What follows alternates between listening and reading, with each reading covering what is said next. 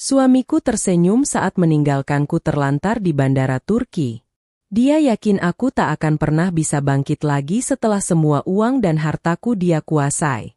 Tapi 5 hari kemudian, dia menangis histeris ketika menyadari satu kesalahan yang menghancurkan seluruh hidupnya. Sebelum ceritanya dimulai, silahkan tulis di kolom komentar dari mana saja teman-teman yang menonton cerita ini. Jangan lupa like dan subscribe agar channel ini bisa semakin berkembang dan bisa mempersembahkan cerita yang lebih menarik lagi. Namaku Melinda. Jika ada orang yang bertanya bagaimana rasanya membangun kehidupan dari titik nol, aku selalu menjawab bahwa yang paling berat bukanlah mencari uang pertama, melainkan mempertahankan keyakinan ketika semua orang menganggap kita akan gagal. Bertahun-tahun lalu aku hanyalah seorang perempuan biasa yang memulai usaha kecil di ruang tamu rumah kontrakan sederhana. Bermodalkan tabungan hasil bekerja dan keberanian yang seringkali lebih besar daripada kemampuan, aku menjual berbagai kebutuhan material bangunan kepada kontraktor kecil. Keuntungan yang kudapat tidak seberapa, tetapi setiap rupiah selalu kuputar kembali agar usahaku terus bertumbuh. Aku terbiasa bangun sebelum matahari terbit dan baru pulang ketika langit telah benar-benar gelap. Tidak ada akhir pekan. Tidak ada hari libur. Yang ada hanyalah daftar pekerjaan yang semakin panjang setiap harinya. Berkali-kali aku ditipu pemasok, berkali-kali pula pembayaran dari pelanggan terlambat, hingga membuat arus kas usahaku hampir lumpuh. Namun setiap kegagalan justru membuatku belajar lebih banyak mengenai bisnis. Perlahan-lahan usaha kecil itu berkembang menjadi perusahaan penyedia material bangunan yang dipercaya menangani proyek-proyek besar. Dari sana aku mulai merambah ke bidang properti, membeli lahan, membangun ruko, hingga akhirnya memiliki beberapa kompleks perumahan yang memberikan pemasukan stabil. Semua itu tidak terjadi dalam semalam. Dibutuhkan lebih dari 15 tahun kerja keras untuk mencapai posisi yang kumiliki saat ini.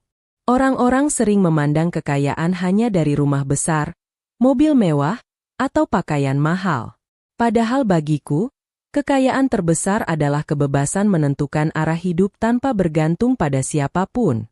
Aku menikmati proses itu, bahkan ketika hasilnya mulai melampaui apa yang pernah kubayangkan. Di tengah perjalanan membangun bisnis itulah aku bertemu Irfan. Irfan datang ke dalam hidupku saat perusahaan sedang membutuhkan seseorang yang mampu mengelola administrasi proyek. Ia bukan pria yang paling mencolok di ruangan, tetapi tutur katanya tenang, pembawaannya sopan, dan selalu tampak menghargai siapapun. Berbeda dengan banyak orang yang hanya tertarik melihat angka keuntungan, Irfan lebih sering bertanya bagaimana caraku membangun perusahaan dari awal. Perhatian-perhatian kecil itulah yang perlahan membuatku membuka hati. Setelah beberapa tahun menjalin hubungan, kami menikah dalam sebuah acara sederhana yang hanya dihadiri keluarga dan sahabat dekat. Saat itu kami berjanji akan membangun kehidupan bersama tanpa melupakan perjuangan yang telah membawa kami sampai ke titik tersebut. Seiring berjalannya waktu, perusahaan terus berkembang. Karyawan bertambah dari belasan orang menjadi ratusan orang. Kantor pusat berdiri megah di pusat kota, disusul beberapa kantor cabang di berbagai daerah. Aktivitas yang semakin padat membuatku tidak mungkin mengawasi setiap detail administrasi. Irfan menawarkan diri membantu. "Aku ingin meringankan pekerjaanmu," katanya suatu malam sambil menyodorkan secangkir teh hangat. Aku tersenyum. "Kamu sudah cukup banyak membantu.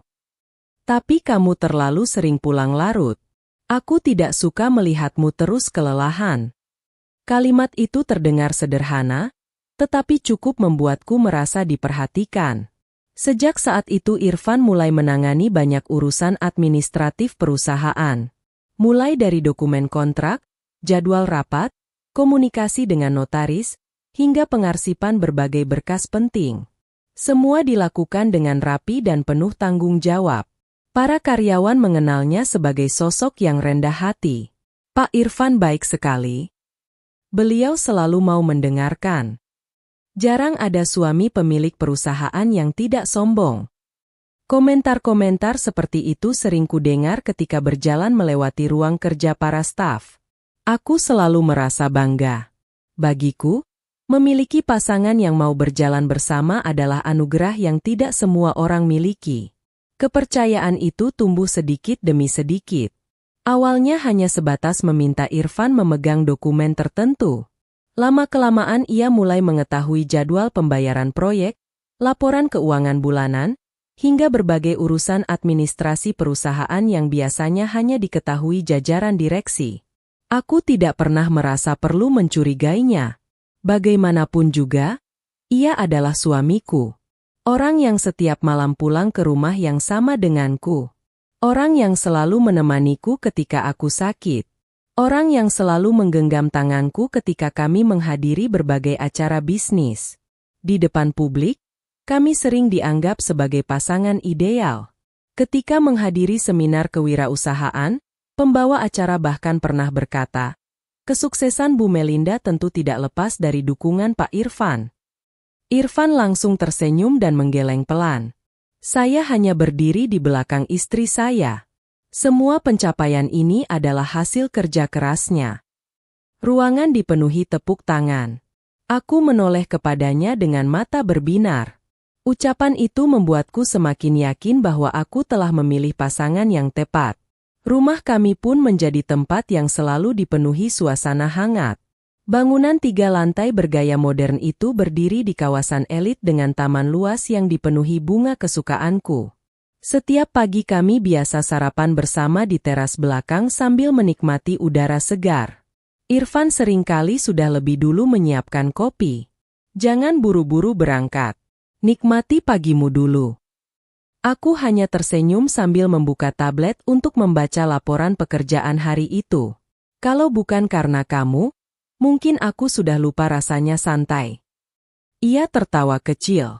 Itulah gunanya punya suami.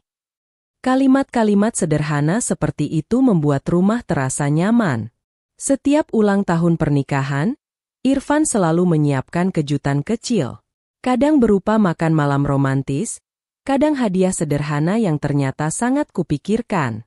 Aku menganggap semua itu sebagai bukti bahwa kesibukan tidak pernah mengurangi rasa sayangnya.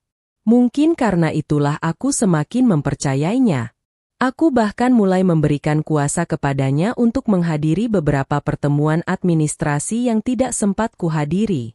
Menurutku, selama keputusan strategis tetap berada di tanganku, tidak ada masalah jika sebagian urusan teknis dikelola oleh suamiku sendiri. Hari-hari berlalu begitu damai. Bisnis berkembang. Investasi bertambah. Beberapa media bisnis mulai menuliskan kisah perjalananku sebagai inspirasi bagi banyak perempuan. Namun setiap kali diwawancarai, aku selalu mengatakan hal yang sama. Kesuksesan tidak mungkin saya raih sendirian. Suami saya selalu mendukung setiap langkah saya. Irfan yang duduk di sampingku hanya tersenyum rendah hati. Ia tidak pernah membantah. Tidak pernah terlihat ingin menjadi pusat perhatian. Semua orang semakin mengaguminya. Memasuki tahun ke-12 pernikahan kami, kesibukan mulai membuat waktu berdua semakin berkurang. Hampir setiap bulan aku harus berpindah kota untuk mengawasi proyek baru. Kadang kami hanya bertemu saat malam sebelum kembali sibuk keesokan harinya. Suatu malam, ketika aku baru selesai memeriksa dokumen proyek hingga larut, Irfan masuk ke ruang kerja membawa sebuah map berwarna biru. "Ada apa?" tanyaku. "Aku ingin mengajakmu liburan." Aku mengangkat kepala. "Liburan?" "Iya." Ia duduk di hadapanku. "Kita sudah terlalu lama sibuk bekerja. Aku ingin merayakan ulang tahun pernikahan kita dengan cara yang berbeda." Aku mulai tersenyum. "Kemana?" "Turki." Aku terdiam beberapa detik. Sejak dulu Istanbul memang menjadi salah satu kota yang selalu ingin kukunjungi. Perpaduan budaya timur dan barat, bangunan bersejarah, serta pemandangan Selat Bosporus sering kulihat dalam berbagai dokumenter. Kita anggap saja bulan madu kedua. Aku tertawa pelan. "Kamu ini makin romantis." Irfan menggenggam tanganku. "Aku hanya ingin menghabiskan waktu berdua. Tidak ada rapat. Tidak ada telepon pekerjaan. Untuk pertama kalinya setelah sekian lama, aku benar-benar menutup laptop tanpa memikirkan pekerjaan. Beberapa minggu kemudian kami berangkat.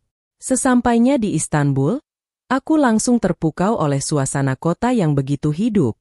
Jalan-jalan batu yang dipenuhi bangunan klasik, aroma roti hangat dari toko-toko kecil, serta suara burung camar yang beterbangan di sekitar pelabuhan membuatku merasa seperti berada di dunia yang berbeda. Kami mengunjungi Hagia Sophia, mengagumi kemegahan arsitekturnya selama berjam-jam. Kami berjalan menyusuri halaman Blue Mosque sambil menikmati langit musim semi yang cerah. Kami menaiki kapal wisata yang membelah Selat Bosporus pada sore hari. Angin lembut berembus membawa aroma laut, sementara matahari perlahan tenggelam di balik deretan bangunan tua. Irfan memotretku berkali-kali. "Kamu cantik sekali." Aku tertawa malu. "Sudah tua. Buatku tetap perempuan yang sama seperti pertama kali kita bertemu." Kalimat itu membuat pipiku menghangat. Di Grand Bazaar kami membeli berbagai souvenir. Aku memilih beberapa kerajinan tangan untuk para karyawan di kantor, sementara Irfan membelikanku syal sutra berwarna biru tua. "Cocok untukmu." Aku langsung memakainya. "Terima kasih." Malam terakhir sebelum kepulangan, kami makan malam di restoran yang menghadap Selat Bosporus. Lampu-lampu kota memantul di permukaan air, menciptakan pemandangan yang begitu indah hingga sulit dilupakan. Aku memandang Irfan penuh rasa syukur. Dalam hati aku berkata, mungkin inilah hadiah terindah setelah bertahun-tahun bekerja tanpa henti. Aku sama sekali tidak menyadari bahwa seseorang yang duduk tepat di depanku sedang menyimpan pikiran yang tak pernah kubayangkan. Sesampainya di hotel, aku mulai merapikan barang-barang untuk penerbangan esok pagi. Paspor kumasukkan ke dalam dompet perjalanan berwarna hitam bersama kartu ATM, kartu kredit, uang tunai dolar dan lira Turki, serta beberapa dokumen penting. Ponsel cadangan yang biasa kubawa saat bepergian juga kusimpan di kantong depan tas yang sama. "Aku mandi dulu," kataku sambil menutup koper. "Iya, santai saja." Aku masuk ke kamar mandi tanpa sedikit pun rasa curiga. Sementara suara air mengalir menutupi seluruh ruangan, Irfan tetap duduk di tepi ranjang. Tatapannya perlahan bergeser ke arah tas hitam milikku yang terbuka sedikit. Dengan gerakan tenang, ia memperhatikan letak paspor, dompet, kartu-kartu bank, dan ponsel cadangan itu satu persatu, seolah sedang memastikan semuanya berada di tempat yang ia inginkan. Sudut bibirnya terangkat membentuk senyum yang begitu tipis hingga hampir tak terlihat. Lalu, tanpa mengucapkan sepatah kata pun, ia menutup kembali tas itu dengan perlahan, sementara tatapan matanya memancarkan sesuatu yang sama sekali tidak pernah kulihat sebelumnya. Sayangnya, saat itu aku tidak berada di dalam kamar untuk melihatnya. Aku masih sibuk mandi sambil membayangkan betapa menyenangkan perjalanan kami selama beberapa hari terakhir. Bagiku, liburan itu menjadi penawar lelah setelah bertahun-tahun tenggelam dalam kesibukan bisnis. Aku bahkan merasa hubungan kami menjadi jauh lebih hangat dibanding beberapa tahun terakhir. Tidak sedikit pun terlintas di pikiranku bahwa pagi berikutnya akan menjadi awal dari mimpi buruk yang mengubah seluruh hidupku. Alarm berbunyi pukul 5 pagi. Aku segera bangun, mengenakan pakaian yang sudah kusiapkan semalam, lalu memeriksa koper sekali lagi. Irfan sudah lebih dulu rapi. Ia bahkan tampak begitu bersemangat. "Ayo berangkat lebih awal. Aku tidak mau kita terburu-buru di bandara," katanya sambil tersenyum. Aku mengangguk. Benar juga. Apalagi penerbangan internasional. Kami sarapan ringan di hotel sebelum taksi membawa kami menuju Bandara Internasional Istanbul.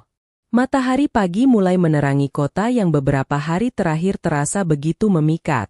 Di sepanjang perjalanan aku masih sempat memandangi bangunan-bangunan tua yang perlahan menjauh dari balik kaca mobil.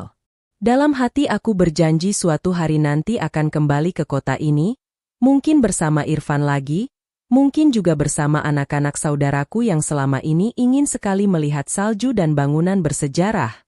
Sesampainya di bandara, suasana sudah sangat ramai. Penumpang dari berbagai negara berlalu lalang sambil mendorong koper. Pengumuman keberangkatan terdengar bersahut-sahutan dalam bahasa Turki dan Inggris. Kami ikut mengantre di konter maskapai untuk melakukan check-in. Seperti biasa, Irfan mengambil alih semua dokumen perjalanan. "Biar aku saja yang urus," katanya sambil mengulurkan tangan. Tanpa berpikir panjang, aku menyerahkan tas dokumen berwarna hitam yang berisi paspor, dompet, kartu ATM, kartu kredit, uang tunai dolar, uang lira Turki, serta ponsel cadangan yang selalu kubawa ketika bepergian ke luar negeri. "Aku pegang dulu ya." "Iya." Aku bahkan tidak melihat lagi ke dalam tas itu. Selama bertahun-tahun kami bepergian bersama, semua urusan administrasi memang sering diurus Irfan. Tidak pernah sekalipun aku merasa perlu menghitung ulang isi tas tersebut. Proses check-in berjalan lancar. Setelah koper besar kami masuk ke bagasi, Irfan mengajakku menuju area pemeriksaan keamanan. Kami masih sempat bercanda ketika salah satu petugas meminta kami melepas jaket. "Lihat, aku jadi kelihatan lebih tua tanpa jaket ini," kata Irfan. Aku tertawa kecil. "Kamu memang sudah tidak muda lagi." Ia berpura-pura cemberut sehingga kami berdua kembali tertawa. Andai saat itu ada seseorang memotret kami, mungkin siapapun akan mengira kami adalah pasangan yang benar-benar bahagia. Setelah melewati pemeriksaan keamanan, kami menuju ruang tunggu keberangkatan. Penerbangan masih sekitar 45 menit lagi. Aku memilih duduk di dekat jendela besar yang menghadap landasan pacu sambil menikmati secangkir kopi. Irfan melihat jam tangannya. Aku mau memastikan koper kabin kita tidak bermasalah. Tadi petugas sempat bilang ada pemeriksaan tambahan. "Oh ya. Iya. Sekalian aku mau beli air minum." Aku mengangguk santai. "Oke. Aku tunggu di sini." Sebelum pergi, Irfan kembali mengangkat tas dokumen hitam yang sejak tadi berada di tangannya. "Biar sekalian ku bawa."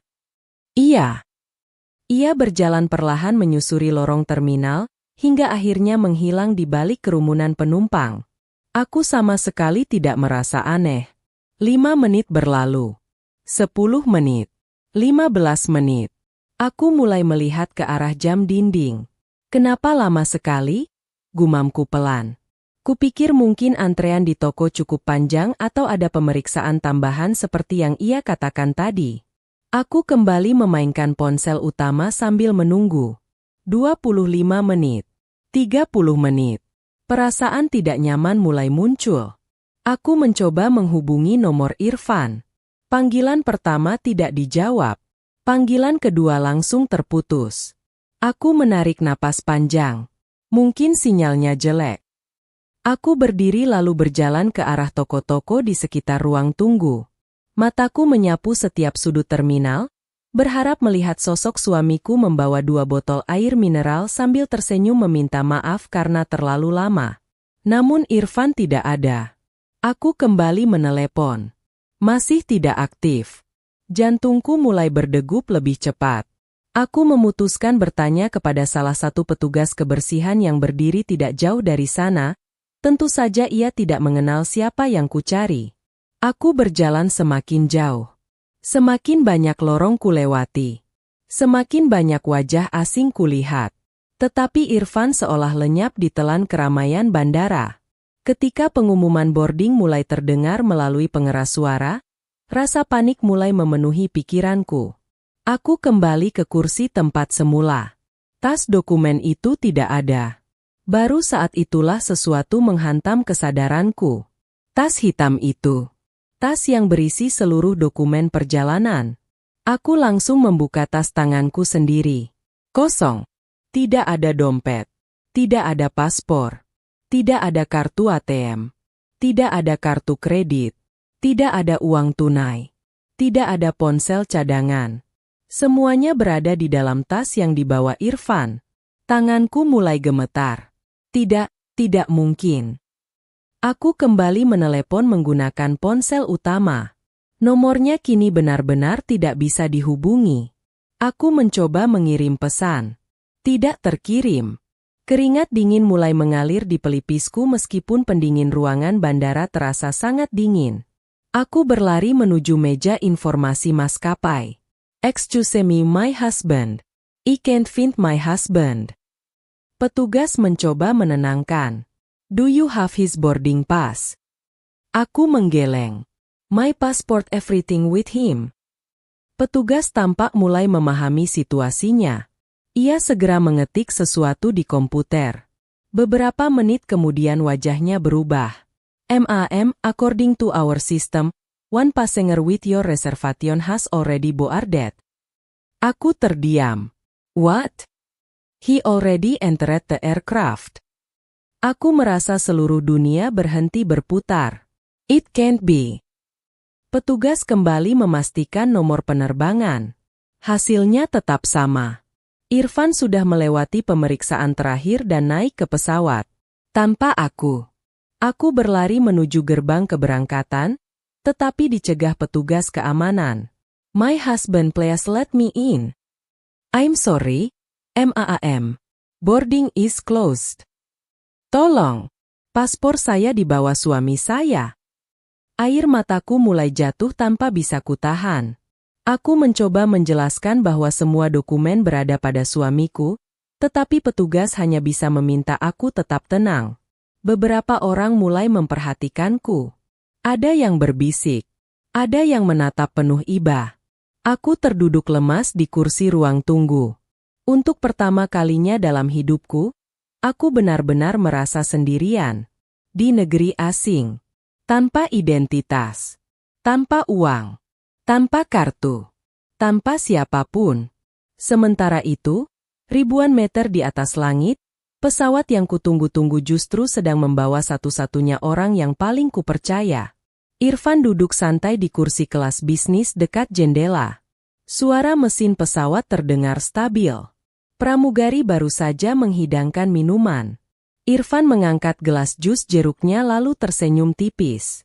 Ia membuka tas hitam milikku. Satu persatu ia memeriksa isinya. Paspor, dompet, kartu ATM, kartu kredit, ponsel cadangan, bahkan token keamanan untuk beberapa akun keuangan perusahaan. Semuanya lengkap. "Terima kasih, Melinda," gumamnya pelan. Ia lalu mengeluarkan sebuah map coklat dari tas pribadinya. Di dalamnya terdapat salinan berbagai dokumen perusahaan yang selama ini diam-diam ia kumpulkan. "Mulai sekarang semua ini milikku." Ia tertawa kecil. Beberapa penumpang menoleh sekilas, tetapi Irfan segera berpura-pura membaca majalah penerbangan. Dalam benaknya, semua sudah diperhitungkan. Ia sengaja memilih penerbangan pagi agar memiliki waktu seharian penuh begitu tiba di Indonesia. Ia tahu Melinda tidak akan bisa mengejarnya. Tanpa paspor, istrinya tidak mungkin langsung pulang. Tanpa uang, Melinda akan kesulitan bergerak. Tanpa kartu bank, ia tidak dapat mengakses rekeningnya. Irfan membayangkan Melinda sedang kebingungan di Bandara Istanbul. Bayangan itu justru membuatnya semakin puas. "Selamat menikmati liburanmu yang lebih panjang," bisiknya sambil tersenyum. Beberapa belas jam kemudian pesawat mendarat di Jakarta. Irfan keluar dari bandara dengan langkah penuh percaya diri. Ia tidak pulang ke rumah. Mobil sewaan yang telah dipesannya sejak beberapa hari sebelumnya langsung membawanya menuju sebuah bank swasta tempat sebagian rekening perusahaan dikelola. Dengan berbagai dokumen yang telah dipersiapkan, ia mulai menjalankan rencana yang selama ini ia susun diam-diam. Hari itu ia berpindah dari satu kantor ke kantor lain. Bank, notaris, konsultan hukum. Beberapa dokumen kuasa yang pernah ditandatangani Melinda untuk keperluan administrasi kini dimanfaatkannya sebagai pintu masuk mengendalikan berbagai aset yang menurutnya bisa dipindahkan dengan cepat sebelum Melinda berhasil kembali ke Indonesia. Setiap tanda tangan yang dibubuhkan membuat senyumnya semakin lebar. Ia benar-benar yakin semua berjalan sesuai rencana. Saat matahari mulai terbenam, Irfan berdiri di depan jendela sebuah gedung perkantoran sambil memandang keramaian Jakarta yang dipenuhi lampu kendaraan. Di tangannya masih tergenggam map berisi salinan dokumen perusahaan. Tak sedikit pun rasa bersalah terlihat di wajahnya. Yang ada hanyalah kepuasan seorang pria yang merasa baru saja memenangkan permainan terbesar dalam hidupnya. Dengan senyum penuh kemenangan, ia berkata pelan di dalam hati, "Mulai hari ini, seluruh kekayaan Melinda adalah milikku." Kalimat yang diucapkan Irfan dalam hati itu tentu tidak pernah kudengar. Yang kurasakan saat itu hanyalah dinginnya kursi di ruang tunggu Bandara Istanbul, ditemani rasa hampa yang sulit dijelaskan. Air mataku sudah mulai mengering, tetapi pikiranku masih menolak menerima kenyataan bahwa orang yang paling kupercaya telah meninggalkanku begitu saja di negeri asing tanpa identitas, tanpa uang, dan tanpa satupun penjelasan. Beberapa petugas maskapai tetap berusaha menenangkanku. Salah seorang perempuan parubaya yang fasih berbahasa Inggris memberiku segelas air mineral sambil meminta aku menarik napas perlahan. "Maam, we will help you." Aku mengangguk lemah. "EAC, Inet Indonesian Embassy." Petugas itu segera menghubungi bagian informasi internasional. Tidak lama kemudian aku diarahkan menuju ruang layanan khusus bagi penumpang yang kehilangan dokumen perjalanan. Setelah mendengar penjelasanku secara lengkap, mereka membantu menghubungi Kedutaan Besar Republik Indonesia di Ankara sekaligus Konsulat Jenderal Indonesia yang menangani wilayah Istanbul. Beberapa jam kemudian, seorang staf perwakilan Indonesia datang menemuiku. "Selamat siang, Bu Melinda. Saya Fajar dari perwakilan Indonesia. Ibu tenang dulu, kami akan membantu semampu kami." Mendengar bahasa Indonesia di tengah situasi yang begitu kacau membuat dadaku terasa sesak. Aku hampir kembali menangis. "Terima kasih. Saya benar-benar tidak tahu harus bagaimana." Fajar mempersilahkanku duduk. "Ibu sudah makan?" Aku menggeleng pelan. Ia langsung membelikan makanan sederhana dari salah satu restoran di bandara. Baru saat itulah aku sadar sejak pagi belum ada sedikit pun makanan yang masuk ke perutku. Setelah kondisiku sedikit lebih tenang, Fajar mulai mencatat kronologi kejadian secara rinci. Ia menanyakan kapan terakhir aku memegang paspor, siapa yang membawa tas dokumen, nomor penerbangan, hingga identitas suamiku. "Apa ibu yakin seluruh dokumen dibawa suami?" Aku menarik napas panjang. Saya sendiri yang menyerahkan tas itu kepadanya. Fajar saling berpandangan dengan rekannya. Kalau begitu kemungkinan besar ibu memang menjadi korban penelantaran atau tindak pidana lain. Kami akan membantu membuat surat perjalanan laksana paspor sementara agar ibu bisa kembali ke Indonesia.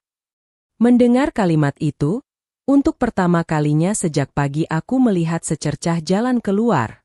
Namun prosesnya tidak bisa selesai dalam hitungan jam. Aku harus menjalani verifikasi identitas terlebih dahulu. Sidik jari, data kependudukan, konfirmasi kewarganegaraan.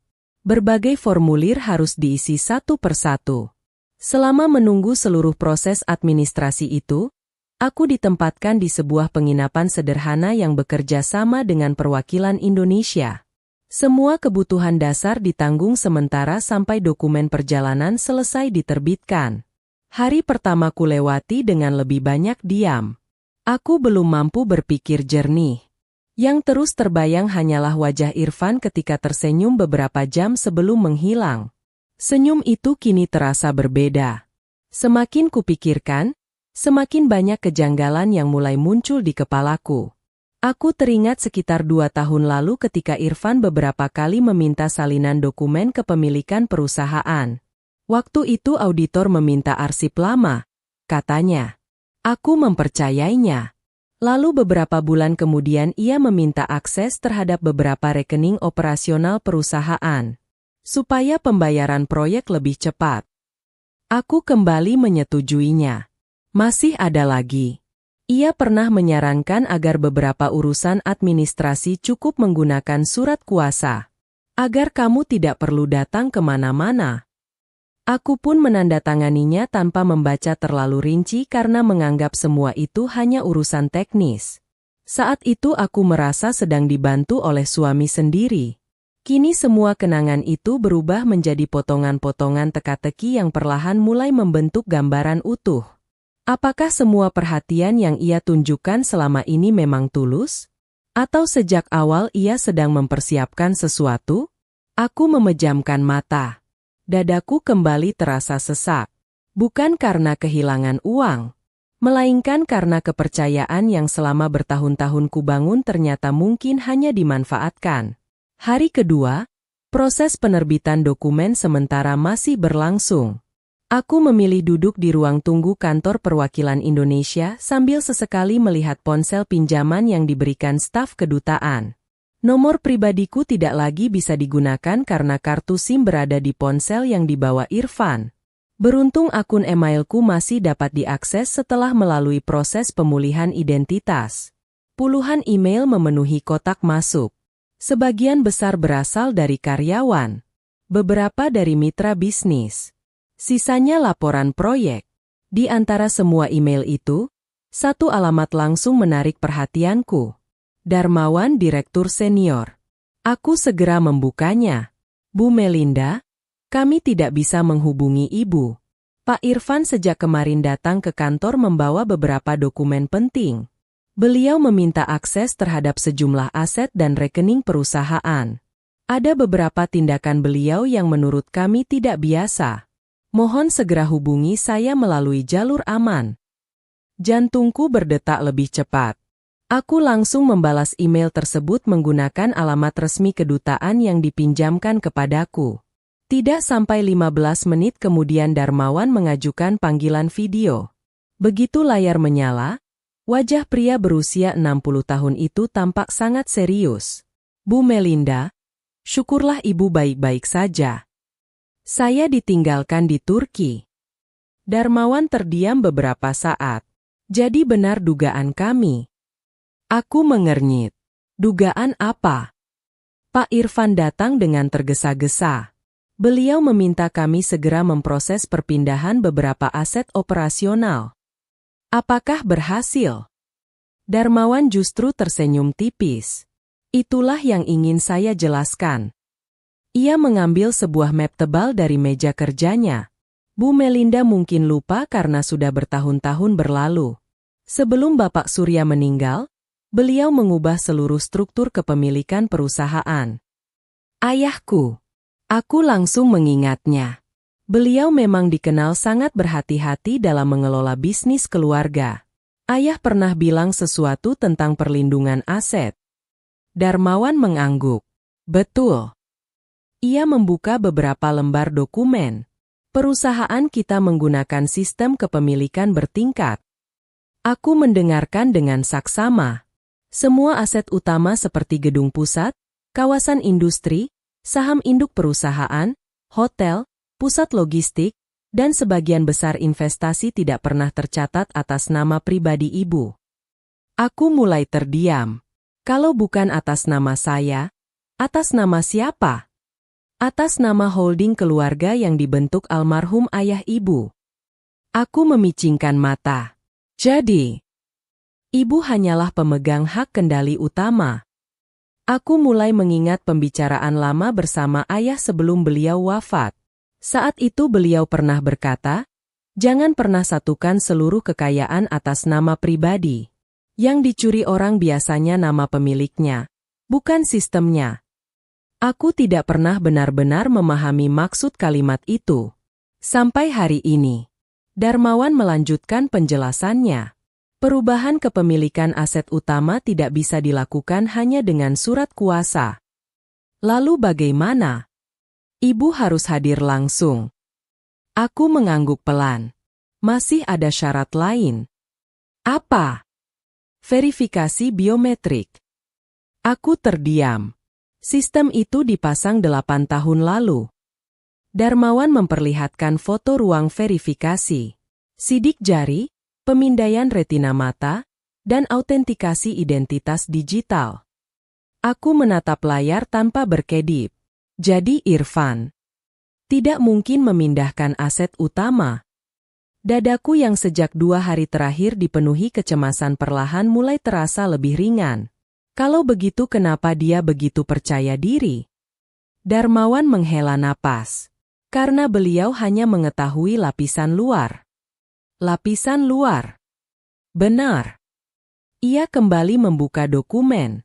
Beberapa rekening operasional, kendaraan perusahaan, dana proyek berjalan, serta aset bernilai lebih kecil memang sengaja ditempatkan pada struktur administrasi biasa agar aktivitas bisnis tetap fleksibel. Aku mulai memahami. Itu yang berhasil ia kuasai. Sepertinya begitu. Nilainya. Besarnya memang miliaran rupiah. Aku mengangguk. Namun dibanding keseluruhan aset perusahaan, Darmawan tersenyum kecil. Jumlah itu bahkan belum mencapai 5%. Aku memejamkan mata beberapa detik. Bukan karena lega kehilangan uang, melainkan karena baru menyadari betapa jauhnya ayah memikirkan masa depan keluarganya. Seandainya seluruh aset benar-benar berada atas namaku, mungkin hari ini semuanya telah berpindah ke tangan Irfan. Ayah. Aku berbisik lirih. Terima kasih. Darmawan kemudian menambahkan sesuatu yang membuatku semakin berpikir panjang. Bu Melinda. Iya. Pak Irfan sekarang sedang sangat aktif. Maksudnya, beliau berpindah dari bank ke notaris, lalu ke beberapa kantor hukum. Aku menghela napas. Biarkan saja. Darmawan tampak heran. Ibu tidak ingin kami menghentikannya. Aku justru menggeleng pelan. Tidak. Tapi, kalau dia merasa sudah menang, dia akan terus melangkah. Darmawan mulai memahami arah pikiranku.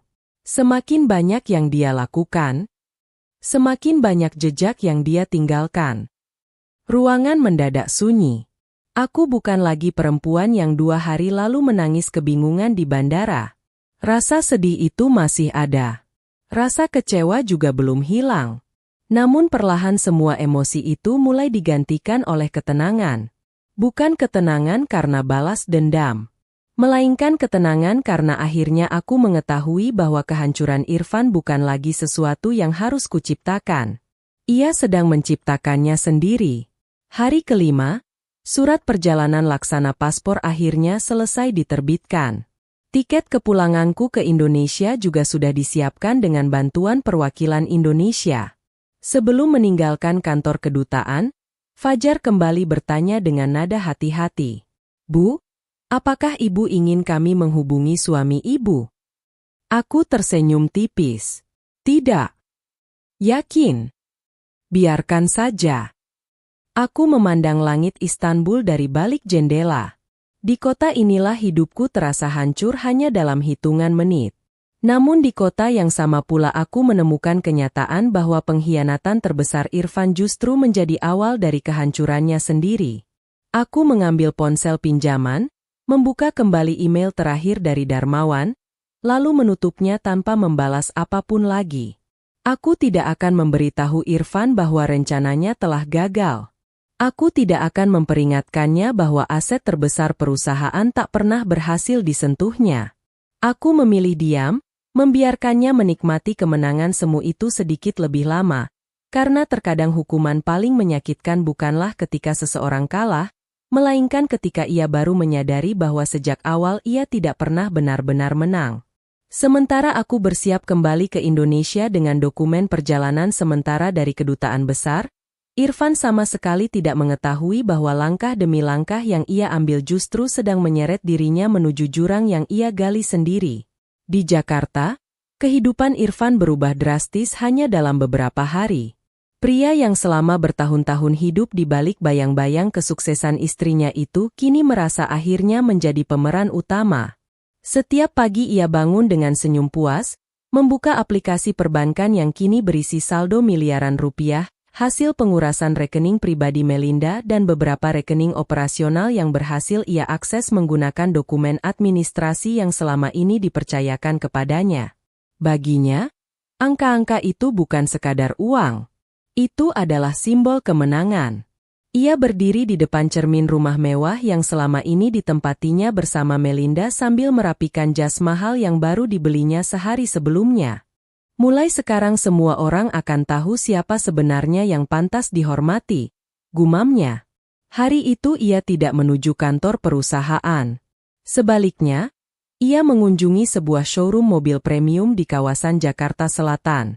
Begitu memasuki ruang pamer yang dipenuhi kendaraan mewah, beberapa tenaga penjual langsung menghampirinya. "Selamat pagi, Pak. Ada yang bisa kami bantu?" Irfan mengangguk percaya diri. "Saya ingin melihat SUV terbaru." Beberapa menit kemudian ia sudah duduk di balik kemudi sebuah SUV hitam mewah dengan interior kulit berwarna coklat. Ia mengelus setir mobil itu sambil membayangkan dirinya datang ke berbagai pertemuan bisnis tanpa lagi ditemani Melinda. Salesman tersenyum ramah. "Mobil ini salah satu unit terbaik kami, Pak. Harganya?" Setelah mendengar nominalnya, Irfan bahkan tidak menawar. "Saya ambil." Salesman sempat terkejut. "Pembayaran tunai atau kredit, Pak?" "Tunai." Kalimat singkat itu membuat seluruh staf showroom semakin menghormatinya. Mereka tidak tahu bahwa uang yang digunakan Irfan berasal dari hasil pengkhianatan terhadap istrinya sendiri. Mobil itu langsung diproses. Sore harinya, Irfan mengendarai kendaraan barunya menyusuri jalan-jalan ibu kota dengan perasaan yang belum pernah ia rasakan sebelumnya. Ia merasa menjadi orang yang paling berhasil. Perjalanan belum selesai. Setelah keluar dari showroom, ia menuju butik jam tangan mewah di sebuah pusat perbelanjaan elit. Tanpa berpikir panjang, ia membeli jam tangan Swiss dengan harga yang bahkan setara rumah mewah di beberapa kota kecil. Jam itu segera melingkar di pergelangan tangannya. Ia berkali-kali memotretnya menggunakan ponsel lalu mengunggah foto tersebut ke media sosial. Tidak ada tulisan panjang. Hanya sebuah kalimat singkat. Hasil kerja keras tidak pernah mengkhianati. Dalam hitungan menit, puluhan komentar berdatangan. "Selamat, Pak. Keren sekali. Semoga makin sukses." Irfan membaca semuanya sambil tersenyum puas. Tak seorang pun mengetahui bahwa kerja keras yang ia maksud adalah kerja keras mencuri kehidupan orang lain. Malam harinya ia menghubungi beberapa teman lamanya. "Kita kumpul malam ini." Salah seorang bertanya heran. "Merayakan apa?" "Ada kejutan."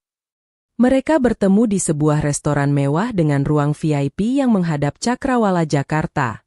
Irfan datang paling akhir. Saat memasuki ruangan, semua mata langsung tertuju pada mobil baru yang diparkir di depan restoran. "Wah, Van, ganti mobil." Irfan tersenyum santai. "Bosan yang lama." Teman-temannya tertawa. Mereka mulai memesan berbagai hidangan mahal. Irfan berkali-kali memesan minuman premium tanpa melihat harga. Malam itu ia benar-benar ingin menunjukkan bahwa dirinya kini berbeda. Di tengah makan malam, pintu ruangan kembali terbuka. Seorang perempuan muda dengan gaun hitam elegan masuk sambil tersenyum. Rambut panjangnya tertata rapi. Wajahnya dipoles dengan riasan sederhana namun menarik perhatian. Perempuan itu langsung berjalan menuju Irfan. "Hai." Irfan berdiri lalu merangkul pinggangnya. "Teman-teman, kenalkan." Ruangan mendadak hening. "Ini Vanessa." Salah seorang temannya mengangkat alis. "Pacar baru." Irfan tertawa kecil. "Bisa dibilang begitu." Vanessa tersenyum malu-malu seolah tidak merasa bersalah sedikit pun. Tidak ada yang tahu bahwa perempuan itu sebenarnya telah menjalin hubungan dengan Irfan sejak hampir 2 tahun terakhir. Selama ini Irfan selalu beralasan sedang sibuk bekerja setiap kali menemui Vanessa. Kini ia tidak lagi merasa perlu bersembunyi. "Bukannya kamu masih menikah?" tanya salah satu temannya dengan hati-hati. Irfan mengangkat bahu. "Sudah selesai." "Maksudnya?" "Istriku masih di luar negeri." "Loh?" Ia tertawa pelan. "Mungkin masih bingung cari jalan pulang." Semua orang mengira itu hanya candaan. Mereka ikut tertawa. Hanya Vanessa yang mengetahui arti sebenarnya dari kalimat tersebut. Di bawah meja, Perempuan itu menggenggam tangan Irfan. Aku bangga sama kamu. Irfan menoleh. Sekarang tidak ada lagi yang bisa menghalangi kita. Vanessa tersenyum puas. Selama ini ia memang sering mengeluhkan bahwa Melinda menjadi penghalang hubungan mereka.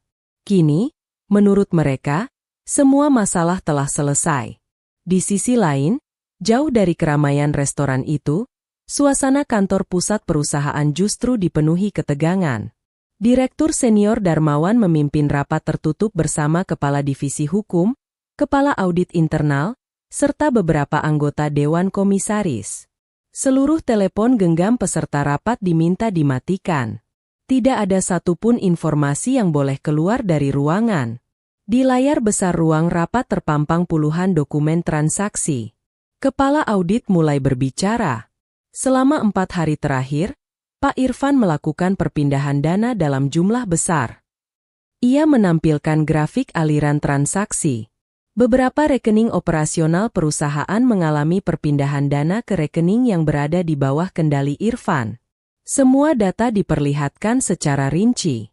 Tanggal, jam, nominal, tujuan transfer. Tidak ada yang terlewat. Darmawan mengangguk. Bagaimana dengan rekaman bank? Petugas hukum membuka folder berikutnya.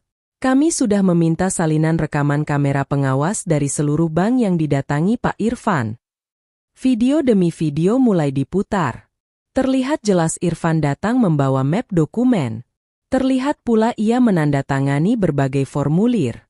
Semua terekam dari berbagai sudut kamera. Bukti berikutnya. Kini giliran tim teknologi informasi perusahaan yang menjelaskan. Mohon perhatikan aktivitas akun digital. Mereka memperlihatkan log komputer perusahaan. Seluruh akses Irfan terhadap server internal terekam lengkap. Mulai dari dokumen yang dibuka, file yang diunduh, perubahan data, hingga penggunaan tanda tangan elektronik. Semuanya memiliki cap waktu yang sangat rinci. Kami juga menemukan percobaan mengakses folder kepemilikan aset utama. Darmawan bertanya singkat. Berhasil? Tidak. Apa penyebabnya? Sistem meminta verifikasi biometrik Bu Melinda. Ruangan menjadi sunyi beberapa detik. Salah seorang komisaris tersenyum tipis. Almarhum Pak Surya memang luar biasa. Kepala Divisi Hukum kemudian meletakkan satu map tebal di atas meja. Seluruh bukti sudah cukup. Pendapat Anda? Kami menilai telah terjadi dugaan penggelapan aset perusahaan, penyalahgunaan wewenang, serta penggunaan dokumen administrasi di luar tujuan pemberian kuasa. Semua peserta rapat saling berpandangan. Mereka mengetahui bahwa keputusan berikutnya akan mengubah nasib seseorang. Ketua Dewan Komisaris akhirnya angkat bicara. Saya usulkan kita melaporkan kasus ini kepada aparat penegak hukum. Tidak ada yang menolak. Saya setuju. Saya juga. Saya mendukung. Keputusan pun diambil secara bulat. Malam itu juga tim hukum mulai menyusun laporan resmi. Semua bukti dicetak. Seluruh transaksi diberi nomor. Rekaman kamera diamankan. Dokumen digital disalin ke media penyimpanan khusus. Audit forensik segera dimulai agar tidak ada satupun celah yang dapat dimanfaatkan Irfan. Sementara semua itu berlangsung diam-diam, Irfan justru sedang menikmati malam bersama Vanessa. Mereka keluar dari restoran sambil tertawa. Vanessa memandangi mobil baru Irfan. Keren sekali. Kalau kamu suka, nanti kita beli satu lagi. Serius? Tentu. Vanessa memeluk lengannya. Kamu memang luar biasa. Irfan tertawa puas. Dalam benaknya, Melinda mungkin masih sibuk mengurus dokumen di Turki. Bahkan kalaupun berhasil pulang, menurutnya semua sudah terlambat. Uang sudah berpindah. Aset operasional sudah mulai dikuasai. Ia merasa tidak ada lagi yang bisa menghentikannya. Sesampainya di apartemen mewah Vanessa, mereka menikmati malam sambil membicarakan berbagai rencana. Kita bisa liburan ke Eropa lagi. Kita beli rumah baru. Aku juga mau buka bisnis sendiri. Irfan mengangguk tanpa ragu. Sekarang semua itu mungkin. Ia membuka aplikasi rekening bank sekali lagi. Melihat angka saldo yang begitu besar membuat rasa percaya dirinya semakin tinggi. Ini baru permulaan. Vanessa mencium pipinya. Kamu benar-benar menang. Irfan tersenyum lebar. Namun pada saat yang sama, di sebuah ruangan lain yang hanya diterangi cahaya layar komputer, tim hukum perusahaan baru saja menyelesaikan berkas laporan setebal ratusan halaman. Kepala divisi hukum menatap jam dinding. Waktunya. Ia mengambil sebuah ponsel khusus yang nomornya tidak dikenal publik. Sebuah nomor kemudian dipilih. Telepon berdering. Di apartemen Vanessa, ponsel Irfan yang tergeletak di atas meja mulai bergetar. Ia melihat nomor asing. Siapa malam-malam begini? Vanessa ikut melirik. Angkat saja. Irfan menekan tombol jawab. Halo. Tidak ada suara selama beberapa detik. Lalu terdengar suara pria yang dibuat sengaja terdengar datar dan sulit dikenali. Pak Irfan. Iya. Siapa ini? Pria itu tidak menjawab pertanyaan tersebut. Ia hanya mengucapkan satu kalimat pendek dengan nada yang sangat tenang. Nikmati saja malam terakhirmu sebagai orang kaya. Sambungan telepon langsung terputus. Irfan memandangi layar ponselnya dengan wajah berubah kaku, sementara untuk pertama kalinya sejak meninggalkan Melinda di Bandara Istanbul, rasa tidak nyaman mulai menyusup ke dalam pikirannya. Ia berusaha mengabaikan telepon misterius itu dengan menganggapnya sebagai ulah orang iseng. Bahkan setelah sambungan terputus, ia masih mencoba tertawa di depan Vanessa. Paling penipu. Vanessa ikut mengangguk. Iya. Sekarang memang banyak nomor asing begitu. Irfan meletakkan ponselnya di atas meja, tetapi entah mengapa kalimat itu terus terngiang di kepalanya. Nikmati saja malam terakhirmu sebagai orang kaya. Semakin ia mencoba melupakannya, semakin kuat kalimat itu kembali muncul. Meski begitu, kesombongan akhirnya mengalahkan kewaspadaan. Baginya, semua dokumen sudah berada di tangannya, uang sudah berpindah, dan Melinda pasti masih sibuk mengurus kepulangannya dari Turki. Ia yakin tidak ada yang mampu membalikkan keadaan secepat itu. Yang tidak pernah ia ketahui adalah bahwa pada pagi hari kelima sejak ia meninggalkan istrinya, sebuah pesawat dari Istanbul akhirnya mendarat mulus di Bandara Soekarno-Hatta. Aku menarik napas panjang ketika roda pesawat menyentuh landasan. Indonesia. Akhirnya aku pulang. Tidak ada keluarga yang menjemput. Tidak ada sambutan hangat. Yang menungguku hanyalah 2 orang staf kepercayaan perusahaan yang dikirim langsung oleh Darmawan. Begitu keluar dari terminal, salah seorang di antara mereka segera menghampiriku. Selamat datang kembali, Bu Melinda. Aku mengangguk pelan. Terima kasih. Mobil sudah siap. Aku tidak meminta diantar pulang. Aku tidak ingin bertemu siapapun lebih dulu. Tujuanku hanya satu. Kantor pusat perusahaan. Selama perjalanan, Darmawan menghubungiku melalui panggilan video. Bu, semua komisaris sudah berkumpul. Saya sampai sekitar 30 menit lagi. Baik, kami menunggu. Mobil terus melaju membelah jalanan Jakarta yang padat. 5 hari lalu aku meninggalkan Indonesia sebagai seorang istri yang percaya sepenuhnya kepada suaminya. Kini aku kembali sebagai perempuan yang mengetahui bahwa rumah tangganya selama ini dibangun di atas kebohongan. Namun anehnya, aku tidak lagi menangis. Air mata itu seolah sudah habis tertinggal di Bandara Istanbul. Yang tersisa kini hanyalah ketenangan. Sesampainya di kantor pusat, aku langsung memasuki ruang rapat utama melalui akses khusus. Seluruh anggota Dewan Komisaris berdiri menyambut kedatanganku. Selamat datang kembali, Bu. Aku tersenyum tipis. Terima kasih. Kita mulai saja. Tidak ada basa-basi. Darmawan segera membagikan dokumen kepada seluruh peserta rapat. Selama 5 hari terakhir, Kami telah mengumpulkan seluruh bukti. Satu demi satu berkas mulai dijelaskan. Rekaman CCTV bank, laporan audit, aktivitas rekening, log komputer, penggunaan tanda tangan elektronik, hingga kronologi lengkap perpindahan dana yang dilakukan Irfan. Aku membaca semuanya dengan tenang. Tidak ada satupun bukti yang terbantahkan. Ketua komisaris akhirnya berbicara. Berdasarkan seluruh data yang kami miliki, kami mengusulkan pemberhentian sementara Saudara Irfan dari seluruh jabatan direksi.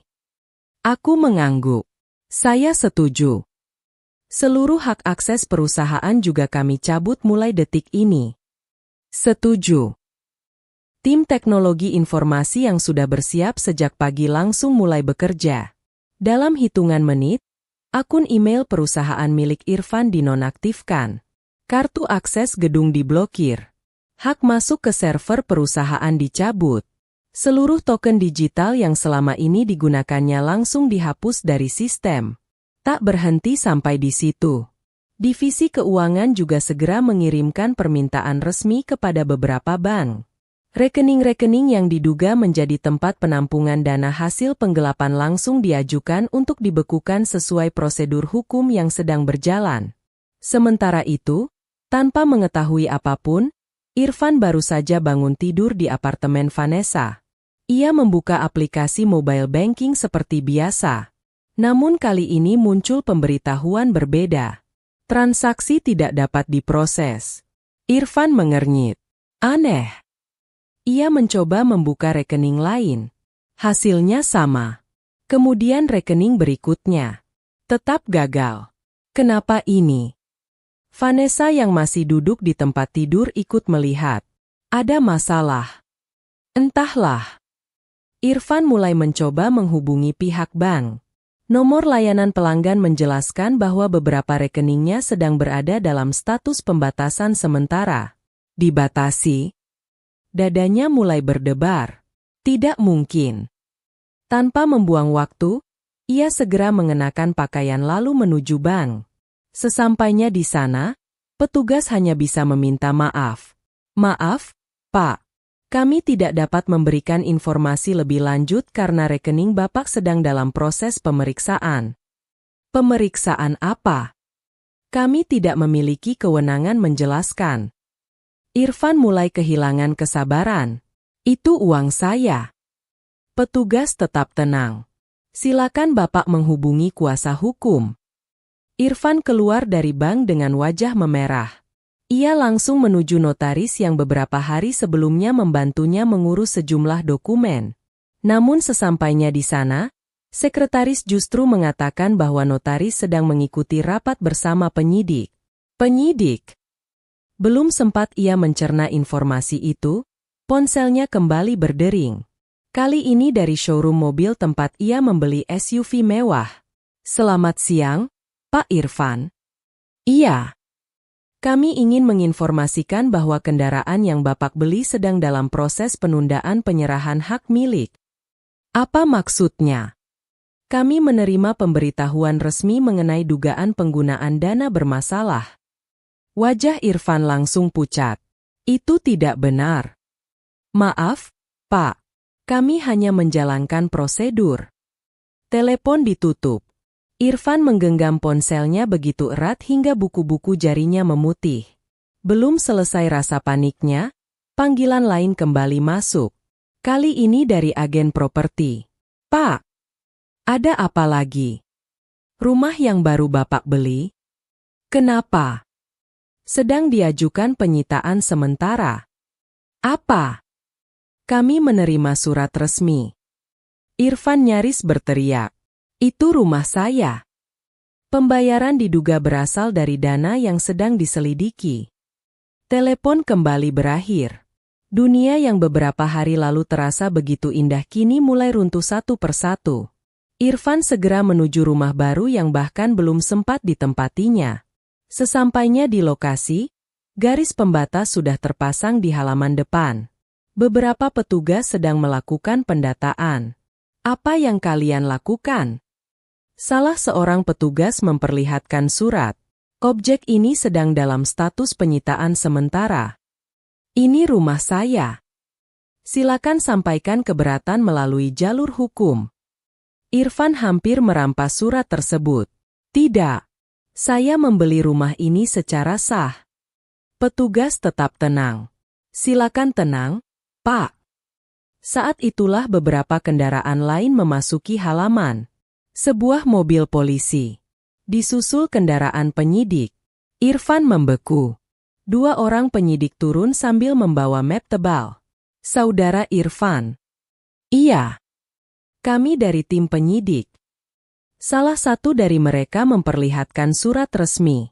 Kami mengundang saudara untuk memberikan keterangan terkait dugaan penggelapan aset perusahaan dan penyalahgunaan wewenang. Irfan langsung menggeleng. Tidak. Kalian salah orang. Silakan membaca surat ini.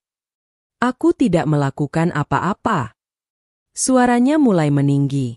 Beberapa warga sekitar yang penasaran mulai berkumpul di luar pagar. Mereka berbisik-bisik melihat keributan tersebut. Irfan menunjuk para penyidik. Semua harta itu milikku. Tolong tenang. Itu hasil kerja kerasku. Pada saat yang sama, sebuah mobil hitam memasuki halaman. Darmawan turun lebih dulu bersama seorang notaris senior yang selama puluhan tahun menangani seluruh legalitas perusahaan keluarga. Notaris itu membawa koper dokumen. Ia membuka satu persatu berkas asli di hadapan penyidik. Ini akta pendirian holding keluarga. Lembar berikutnya dibuka. Ini struktur kepemilikan aset. Berikutnya lagi. Ini syarat perubahan kepemilikan. Penyidik membaca dengan teliti. Notaris lalu menoleh kepada Irfan. Saudara tidak pernah memiliki hak atas aset utama. Itu bohong. Notaris menggeleng. Tidak satupun gedung utama. Lembar berikutnya. Tidak satupun saham pengendali. Lembar berikutnya lagi. Tidak satupun kawasan industri. Irfan mulai mundur beberapa langkah. Itu semua milik Melinda. Notaris kembali menggeleng. Bahkan bukan atas nama Bu Melinda secara pribadi. Apa? Seluruh aset utama berada dalam holding keluarga sesuai amanat almarhum Pak Surya. Irfan mematung. Perubahan kepemilikan hanya dapat dilakukan apabila Bu Melinda hadir langsung disertai verifikasi biometrik. Kaki Irfan terasa lemas. Jadi, semua yang saudara pindahkan hanyalah aset operasional lapisan luar. Kalimat itu menghantamnya jauh lebih keras daripada tamparan. Selama ini ia mengira telah menjadi miliarder. Padahal ia hanya berhasil mengambil sebagian kecil aset yang justru kini menjadi bukti dugaan tindak pidana. Vanessa yang sejak tadi berdiri tidak jauh dari sana ikut mendengar seluruh penjelasan tersebut. Wajahnya perlahan berubah. Ia menatap Irfan dengan tatapan yang sama sekali berbeda. Kamu bilang semuanya sudah aman. Irfan menoleh panik. Van, dengarkan aku. Kamu bilang semua harta itu milikmu. Memang. Ternyata kamu mencurinya. Bukan begitu. Vanessa mundur beberapa langkah. Kamu membohongiku. Vanessa. Perempuan itu langsung melepas tangan Irfan yang berusaha menggenggam lengannya. Aku tidak mau terlibat. Jangan pergi. Namun Vanessa sudah berbalik. Ia masuk ke mobilnya tanpa sekalipun menoleh kembali. Dalam hitungan detik, perempuan yang selama ini menjadi alasan perselingkuhan itu meninggalkan Irfan sendirian. Kini tak ada lagi teman, tak ada lagi kekasih, tak ada lagi kebanggaan. Yang tersisa hanyalah tatapan warga, penyidik, serta tumpukan dokumen yang menghancurkan seluruh keyakinannya. Di tengah keheningan itu, suara mesin sebuah sedan hitam perlahan terdengar memasuki halaman. Semua orang menoleh ke arah gerbang. Mobil itu berhenti dengan tenang. Pintu belakang terbuka perlahan. Aku turun dengan langkah pelan, mengenakan setelan putih sederhana, lalu menatap lurus ke arah Irfan. Ketika mata kami bertemu, Aku hanya memberikan satu senyum tenang tanpa mengucapkan sepatah kata pun, sementara wajah Irfan berubah pucat karena akhirnya menyadari bahwa perempuan yang ia kira masih terlantar di Bandara Istanbul kini telah berdiri tepat di hadapannya. Senyumku bukanlah senyum kemenangan, melainkan senyum seseorang yang akhirnya melihat kebenaran muncul ke permukaan. Selama bertahun-tahun aku mempercayai pria yang berdiri di depanku. Aku membangun rumah tangga bersamanya, membagikan impian, menyerahkan kepercayaan, bahkan memberikan ruang baginya untuk ikut mengelola sebagian urusan perusahaan. Namun semua itu ternyata dibalas dengan rencana yang telah ia susun begitu rapi demi menguasai seluruh hidupku. Irfan menatapku dengan mata memerah. "Melinda." Suaranya bergetar. Aku tetap diam. Beberapa penyidik memberi ruang agar kami bisa berbicara beberapa langkah dari kerumunan. Irfan mendekat perlahan. "Tolong dengarkan aku." Aku menatapnya tanpa ekspresi. "Apa lagi yang ingin kamu jelaskan?" Aku hilaf." Kalimat itu terdengar begitu mudah keluar dari mulutnya. Seolah semua pengkhianatan yang telah ia lakukan bisa selesai hanya dengan satu kata. Ia mencoba meraih tanganku. Aku menariknya lebih dulu. "Melinda, aku mohon." Nada bicaranya berubah menjadi penuh kepanikan. "Cabut semua laporan itu." Aku masih diam. "Aku bisa mengembalikan uangnya." Ia terus berbicara. "Aku akan menjual mobil itu. Aku juga akan mengembalikan rumah. Aku akan putus dengan Vanessa. Aku janji akan berubah." Aku menghela napas panjang. Untuk pertama kalinya sejak semua ini terjadi, aku benar-benar melihat siapa Irfan yang sesungguhnya. Bukan pria romantis yang selama ini berdiri di sampingku dalam berbagai acara. Bukan suami penyayang yang setiap pagi membuatkan secangkir kopi. Yang berdiri di hadapanku saat itu hanyalah seorang pria yang ketakutan kehilangan semua yang selama ini ingin ia curi. "Kamu menyesal karena mengkhianatiku?" Ia langsung mengangguk. "Iya." Aku menggeleng pelan. "Bukan." Wajahnya berubah bingung. "Kamu bukan menyesal karena mengkhianatiku." Aku menatap lurus ke matanya. "Kamu menyesal karena gagal." Kalimat itu membuat Irfan terdiam. Tidak ada lagi yang mampu ia katakan. Aku melanjutkan dengan suara tenang. "Kalau semua rencanamu berhasil, apakah kamu akan kembali menjemputku di Turki?" Irfan tidak menjawab. "Kalau semua aset berhasil kamu kuasai, apakah kamu akan meminta maaf?" Ia kembali menunduk. "Kalau aku benar-benar terlantar di sana, apakah kamu akan peduli?" Jawaban itu sudah terlihat jelas dari kebisuannya. Aku tidak lagi membutuhkan pengakuan.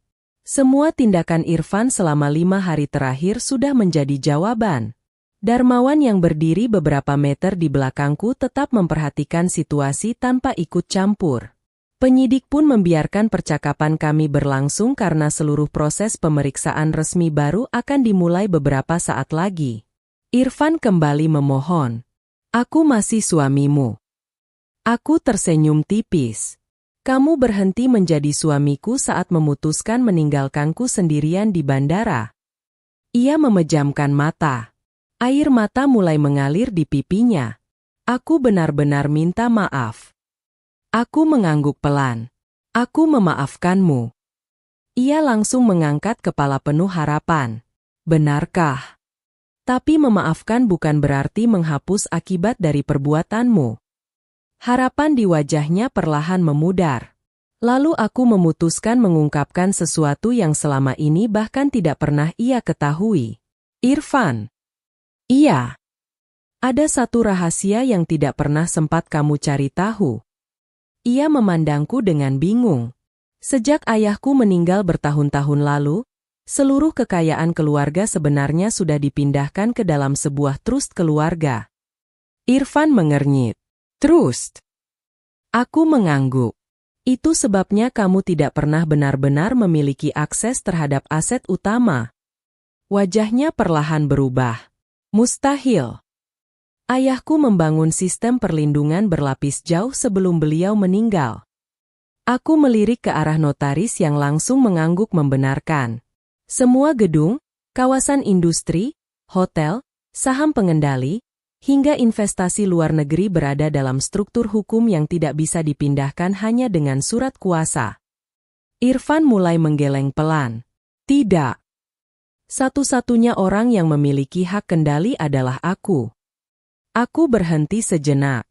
Dan bahkan aku sendiri tidak bisa memindahkan aset itu tanpa melalui prosedur verifikasi biometrik. Tubuh Irfan tampak semakin lemas.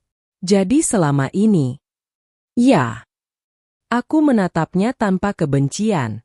Yang kamu pegang selama ini hanyalah aset operasional. Ia seperti kehilangan keseimbangan. Tapi aku mengurus rekening. Itu memang sengaja. Irfan mendadak mengangkat kepala. Sengaja. Aku mengangguk. Setelah ayah meninggal, aku memutuskan membiarkanmu ikut mengelola sebagian administrasi perusahaan. Kenapa?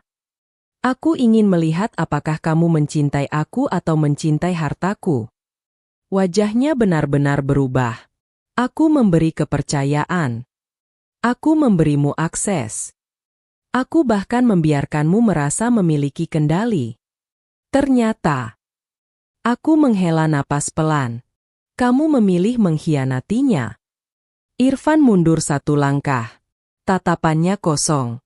Seolah seluruh dunia yang ia bangun dalam pikirannya selama ini tiba-tiba runtuh dalam sekejap. Namun kejutan itu belum berakhir. Aku kembali berbicara. Kamu tahu kenapa aku tidak langsung menghentikanmu setelah dari Turki? Ia menggeleng. Karena aku ingin kamu menyelesaikan semuanya. Maksudmu? Setiap dokumen yang kamu tanda tangani. Setiap transfer. Setiap rekening. Setiap akses komputer. Setiap tanda tangan elektronik. Semuanya terekam. Aku menunjuk map besar yang dibawa tim hukum. Audit internal perusahaan mencatat semuanya. Kamu sendiri yang membuat seluruh bukti. Irfan memegang kepalanya. Tidak. Kamu mengira sedang mengambil kekayaanku. Padahal kamu sedang mengumpulkan barang bukti untuk penyidik. Lutut Irfan akhirnya tidak lagi mampu menopang tubuhnya. Ia jatuh terduduk di halaman rumah yang beberapa jam sebelumnya masih ia banggakan. Tangannya gemetar. Tatapannya kosong. Ia mulai tertawa kecil. Namun beberapa detik kemudian tawa itu berubah menjadi tangisan histeris. Aku bodoh. Aku benar-benar bodoh. Ia memukul tanah berulang kali. Aku kehilangan semuanya. Suara tangisnya terdengar begitu keras, hingga beberapa warga yang masih menyaksikan dari kejauhan ikut terdiam. Ia memandangku dengan mata sembab. Aku kehilangan kamu. Aku tidak menjawab. Aku kehilangan perusahaan. Ia kembali menangis. Aku kehilangan jabatan. Tangisnya semakin keras. Aku kehilangan semua uang. Ia mulai sesenggukan. Aku kehilangan masa depanku. Tidak ada seorang pun yang mencoba menenangkannya. Karena semua yang terjadi adalah akibat dari pilihan yang ia buat sendiri. Beberapa bulan kemudian, perkara itu akhirnya memasuki persidangan. Jaksa menghadirkan puluhan alat bukti yang telah dikumpulkan tim audit perusahaan. Rekaman kamera bank menunjukkan bagaimana Irfan mengurus perpindahan dana. Catatan transaksi memperlihatkan aliran uang yang tidak sesuai kewenangannya. Dokumen digital membuktikan penyalahgunaan akses perusahaan, sementara hasil pemeriksaan forensik terhadap tanda tangan elektronik memperkuat bahwa berbagai tindakan administratif dilakukan untuk kepentingan pribadi. Dalam persidangan, kuasa hukum Irfan beberapa kali mencoba berargumen bahwa ia memiliki kewenangan sebagai suami dan bagian dari manajemen perusahaan. Namun seluruh dalih itu runtuh ketika notaris menunjukkan struktur trust keluarga, akta pendirian holding, serta aturan internal yang membatasi kewenangan Irfan hanya pada administrasi operasional. Majelis hakim akhirnya menyatakan Irfan terbukti bersalah melakukan penggelapan aset perusahaan dan pemalsuan penggunaan dokumen administratif untuk memperoleh keuntungan pribadi. Vonis dijatuhkan setelah melalui seluruh proses persidangan yang panjang. Ketika palu hakim diketukkan, Irfan hanya mampu menundukkan kepala. Tidak ada lagi kesombongan. Tidak ada lagi senyum kemenangan. Yang tersisa hanyalah penyesalan yang datang ketika semuanya sudah terlambat. Aku memilih tidak menghadiri pembacaan putusan secara langsung. Bagiku, proses hukum telah berjalan sebagaimana mestinya. Aku tidak ingin hidupku terus terikat pada masa lalu. Beberapa bulan setelah perkara itu selesai, aku mulai membangun kembali hidupku. Dewan Komisaris menyetujui rencana ekspansi perusahaan ke Singapura, Uni Emirat Arab, dan Turki, negara yang dulu menjadi saksi pengkhianatan terbesar dalam hidupku. Anehnya, aku tidak lagi menyimpan kebencian terhadap Istanbul. Kota itu justru mengajarkanku bahwa seseorang bisa kehilangan segalanya dalam satu hari, tetapi juga bisa menemukan kekuatan baru di tempat yang sama. Aku mulai lebih banyak memberikan kesempatan kepada perempuan muda untuk berkembang di perusahaan. Program pelatihan kepemimpinan diperluas, beasiswa bagi mahasiswa ekonomi ditambah, dan sistem pengawasan perusahaan diperkuat agar tidak ada lagi celah penyalahgunaan kepercayaan. Banyak media kembali mewawancaraiku. Mereka bertanya bagaimana aku bisa tetap tenang menghadapi pengkhianatan sebesar itu. Aku selalu memberikan jawaban yang sama.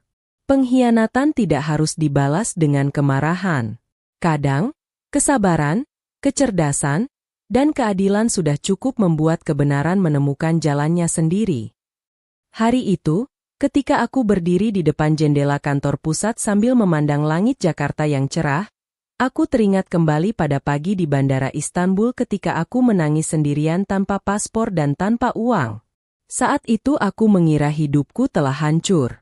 Ternyata, yang benar-benar hancur bukanlah hidupku, melainkan topeng seseorang yang selama bertahun-tahun berhasil menyembunyikan keserakahannya. Aku menarik napas panjang, lalu tersenyum kecil sebelum kembali bekerja. Irfan pernah mengira meninggalkanku sendirian di bandara Turki adalah akhir hidupku. Padahal, itulah awal dari akhir hidupnya sendiri.